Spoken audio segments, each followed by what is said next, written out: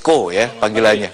Bung Lesko, ini 72 tahun masyarakat Indonesia sudah merdeka, tetapi baru kali ini pembangunan begitu masif di Papua. Kalau orang Papua diberikan kesempatan untuk memberikan julukan kepada Pak Jokowi, julukan apa, Pak? Ya, kenangan yang tidak bisa melupakan sekarang adalah kehadiran Pak Presiden ke Papua 1 tahun 3 kali. Itu kehanggatannya luar biasa karena tadinya dibilang anak tirikan terbelakang gitu ya. Tapi kehadiran Pak Presiden walaupun waktu 3-4 tahun berjalan pembangunan hanya pembangunan saja, tapi kehadiran Bapak dalam 1 tahun 3 kali itu sangat luar biasa. Pendekatan dengan secara psikologis sudah melekat di hati. Jadi Pak mau dikasih Jokowi. julukan apa nih oleh orang-orang Papua untuk Pak Jokowi? Ya, yang Bapak Papua lah. Bapak Papua. Ya, Bapak Papua. Bapak. Baik. Karena Ibu Pak Presiden kan besar di sana, namanya Iriana.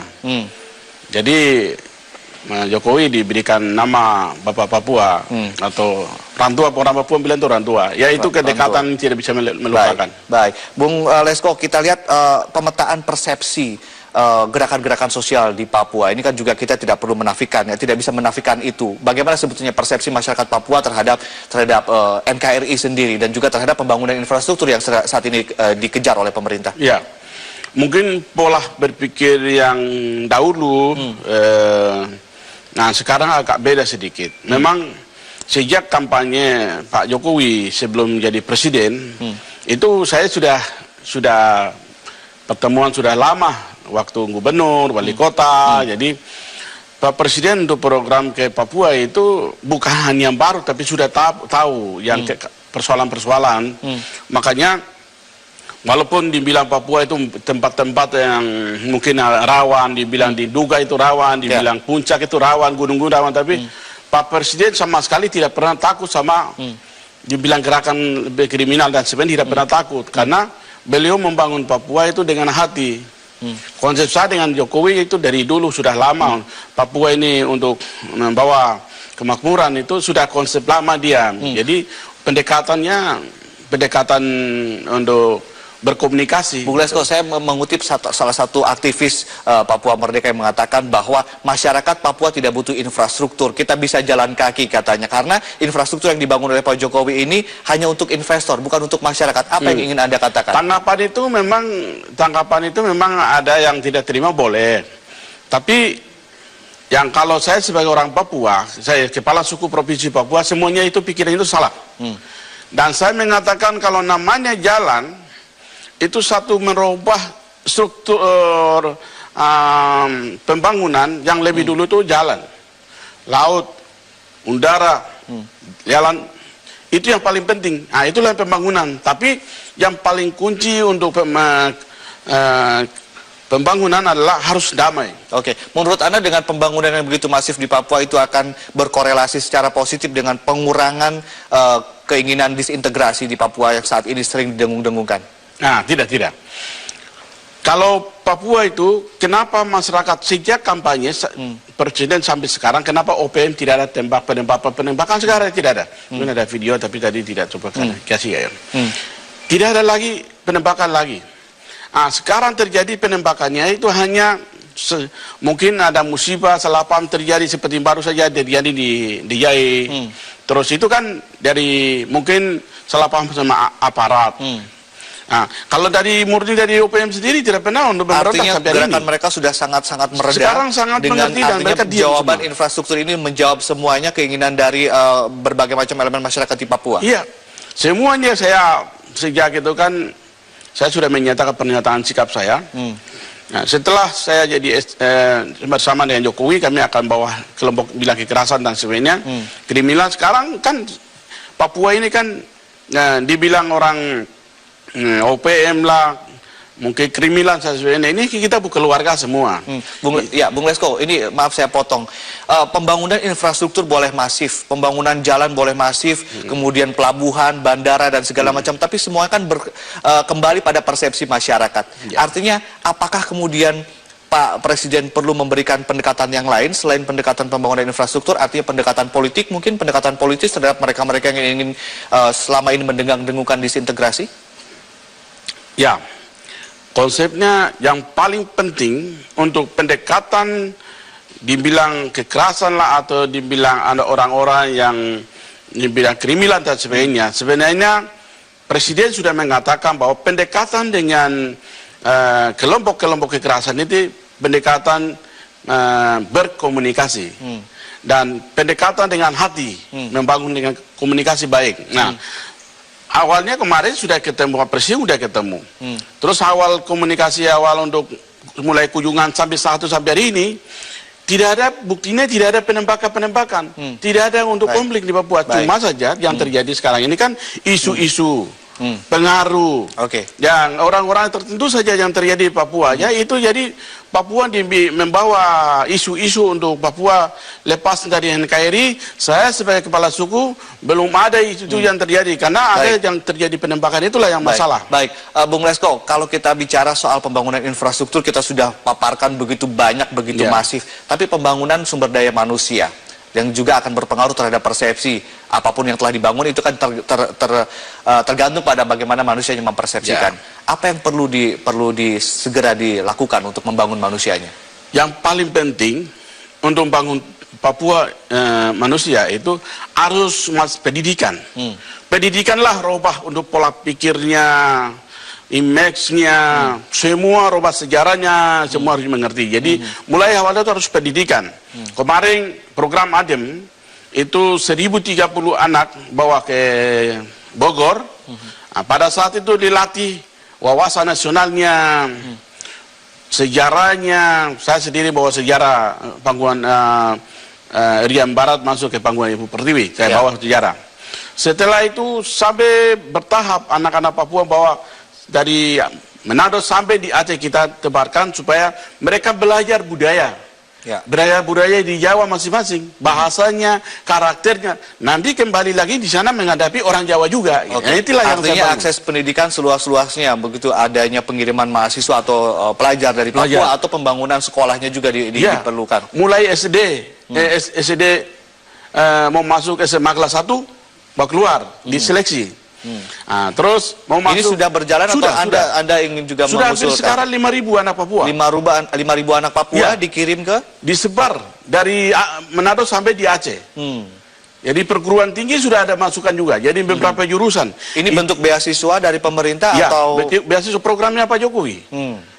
Beasiswa dari Kementerian Riset dan Pendidikan. Dan saya sebagai pembinanya saya. Dan Menteri Pendidikan dengan riset punya untuk menjalokasikan anggaran. Menteri Dalam Negeri seleksi orang anak Papua. Dan saya pembinanya. Segala jalan. Anda kan juga selain sebagai staf sus, Anda juga sebagai tokoh masyarakat Papua. Pasti Anda sering mendengar kata-kata atau bisikan-bisikan dari teman-teman di Papua, saudara-saudari Papua, kami ingin ini, kami ingin ini. Apa sebetulnya aspirasi yang mungkin ingin Anda sampaikan? Memang keinginan.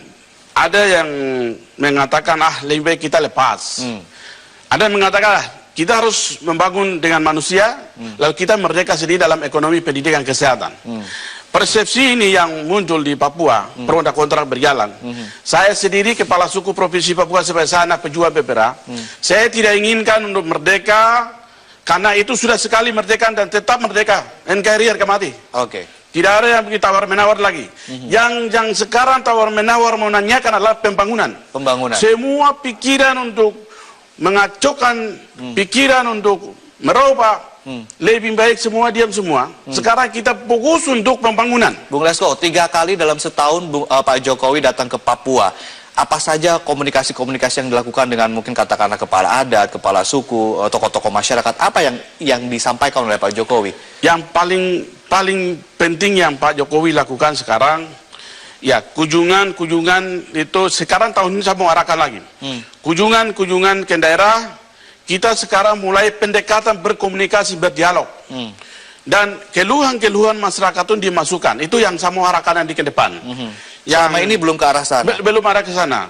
Tadinya kunjungan-kunjungan ke daerah terus di Untuk Papua sekarang berdialog selama berkomunikasi. ini begitu ya? Iya, itu yang saya mau arahkan. Yang kedua, yang meningkatkan satu harga BBM itu harus ditingkatkan. Nah, itu yang kesan orang Papua saat ini kok harga Jawa dengan Papua sama. Nah, ini keadilan sila kelima sudah ditingkatkan. Ini yang kasih jomblo orang Papua. Saya penasaran bagaimana penerapan harga BBM satu harga di Papua, karena kita orang-orang di Indonesia bagian Barat penasaran sebetulnya apa dampaknya setelah sekian lama diterapkan bagi masyarakat Papua. Apa dampaknya, Pak? Ya, Papua ini yang bagian dari negara kesatuan Republik Indonesia.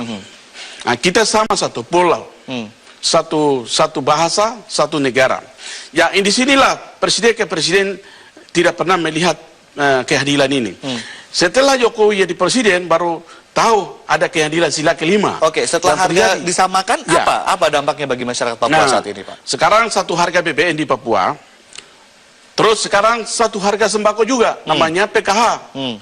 Itu sudah masuk di pasar-pasar. Jadi, seperti gula, di Papua harganya 21, dikasih pemerintah berapa sekarang? Cuma 12.000. 12.000, sama dengan di Pulau Jawa. Sama di Jawa. Karena ada harga eceran tertinggi. Beras tadinya harga 30-20 kasih 9.000. Nah, ini yang kelola Kementerian BUMN, yaitu Bulog. Bulog sudah masuk dari. Jadi masyarakat yang tidak mampu, mereka bisa beli barang karena uangnya ada di. Setelah 72 tahun merdeka baru harga BBM dan harga sembako sekarang bersama dengan Indonesia bagian yang lain. Iya. Ini memang belum sempurna, masih tahap berjalan. Apa reaksi dari masyarakat, Pak? Ya, saya sendiri yang pembina langsung di pasar, reaksi mama-mama, orang bilang tuh air mata jatuh menangis. Kenapa dari dulu begini? Orang menangis. Yang sekarang kendala adalah untuk di Papua. Pertama kendala yang paling saya sekarang melihat ini adalah Kementerian Perhubungan ini tidak menangkap itu ya, saya lihat ya. Dan menangkap untuk bagaimana satu harga BBM ini berjalan. Sekarang ini kan harga, begitu sudah menetapkan satu harga, tetap naik lagi, turun lagi yang terjadi sekarang. Tidak mempertahankan untuk harga itu. Karena pesawat-pesawat yang untuk menjangkau ke pendalaman itu, pasokannya kurang. Ya, pasokannya kurang. Nah, pasokannya kurang. Jadi Kementerian Perhubungan tidak melihat itu. Ini sangat membahayakan untuk masyarakat Papua bilang nanti, wah, satu harga BBM yang mana? Nah, itu terjadi. Akhirnya saya ambil solusi. Saya buka sekolah namanya Akademi Komunitas Bung Karno, Teknologi Pertanian, Teknologi Pendidikan Komputer saya buka. Ini sudah penerimaan. Rencana ini saya kerjasama dengan Pertamina, masyarakat, anak-anak yang suka mabuk, anak-anak yang pengangguran saya masukkan sekolahkan gratis. Nanti dari situ dia dilatih untuk pertanian, tanamlah namanya etanol. Nanti akan produksikan untuk bensin, solar, penebangan. Jadi di gunung itu tanam ubi kayu dan mereka akan tambah. Artinya nanti ke depan akan menjadi mandiri untuk mengadakan pengadaan bahan-bahan pokok. Iya, yang sumber daya di sana dikelola. Akhirnya akan menambah BBM, menambah kota, akhirnya kan harganya sangat murah. Satu harga BBM berjalan. Selain harga BBM satu harga, sembako satu harga, berikutnya apa lagi yang ingin disamakan? Ya, satu harga sembako di Merauke, saya kepala suku saya sudah kasih tahu, lepaskan tanam berapa 200 hektar supaya tanam pertanian, terus sawah lebih besar supaya bulog yang datang dari dia tidak perlu ambil di sana. Ya, itu distribusi ke daerah karena itulah jadi mahal. Akhirnya kalau produksi di sana malah murah. Satu harga belum optimal karena memang jalur distribusi logistik masih terhambat. Dari sana. Baik, Bung Leko, yang kemudian ingin saya tanyakan perkembangan bagaimana kalau kita lihat di berbagai macam program televisi ada pembangunan Trans Papua dan segala macam. Sekarang sejauh apa yang Anda lihat pembangunan Trans Papua ini secara langsung pandangan mata Anda? Ya. Jalan Trans Papua sekarang ini ada di laut, ada di darat. Nah, di darat sekarang itu dari jalan dari Nduga Wamena itu hampir jauh sekali. Tapi kemarin Presiden sudah ke sana dan itu sudah 9 tahun ini sudah mulai masuk nanti. Kalau itu sudah masuk dari laut ke gunung masuk, maka harga BBM tadi bilang begitu bisa turun satu harga. Terus sembako tadi jadi satu harga aja kan, maka Jawa dengan Papua keadilan sila kelima akan tercapai. Terus dari dari laut juga ada pelabuhan sudah dibangun. Ada dari penerbangan juga di Wamena sudah dibuka. Bandara sudah dibuka. Pelabuhan sudah dibuka. Terus pasar-pasar di Papua, Jayapura, Mama-Mama sudah dibangun. Ada berapa pasar yang dibangun baru oleh Jokowi? Banyak, tapi ada yang besar saja dibangun itu pasar Mama-Mama bilang di kota Jayapura, pasar Doyo, terus pasar Parah itu, dua itu belum diresmikan. Ada lagi pasar di Sorong. Jadi beberapa pasar sudah dibangun semua. Ini Mama-Mama ini, terus saya suruh Mama-Mama ini bikin koperasi, koperasi usaha bersama. Kita kasih sembako yang tadi harga 1 warga tadi, sudah ada kios yang saya bikin. Oke, untuk menjadikan, katakanlah tadi Anda mengatakan bahwa ada pembangunan sumber daya manusia dikirim ke Jakarta, ke Jawa, segala macam. Sektor apa yang saat ini perlu segera diperbaiki untuk pengembangan sumber daya manusia, untuk sektor apa? Kesehatankah? Untuk sektor pertaniankah? Sektor perkebunankah? Atau sektor apa? Sehingga kemudian bisa mandiri dan tidak terlalu bergantung pada jalur distribusi yang sering terhambat. Sektor pertanian. Makanya saya memaksakan buka sekolah yang tadi itu supaya dari gunung itu kan sayur tidak perlu pakai pupuk. Tidak perlu pupuk. Sayur, kol, wortel dan sebagainya itu tidak perlu kita tanam tanpa pupuk. Dengan subur gitu ya. Itu distribusikan masukkan ke Freeport misalnya. Nah, terus distribusikan kota Jayapura. Nanti Jayapura ikan, sagu kirim ke Wamena. Jadi ekonominya yang dari gunung tidak dapat ikan, tidak dari laut, mereka bisa menikmati. Sayur yang segar bisa. Jadi ekonominya putar. Jadi sumber daya alam di Papua. Saya lihat ini, bawang dari Jawa kirim di Papua. Telur dari Jawa dikirim Papua. Jadi di Papua itu seolah-olah itu tidak ada tanah. Tidak ada yang kerja gitu. Nah, ini yang persoalan yang terjadi di Papua. Seharusnya pemerintah membina Dinas Pertanian, melatih anak-anak Papua untuk berpindah karakter ekonomi. Itu yang seharusnya. Bung Lesko, ini mungkin pertanyaan terakhir. Tadi Anda mengatakan ke depannya ingin mengajak Pak Presiden untuk sering berdialog, berdiskusi dengan sejumlah pihak.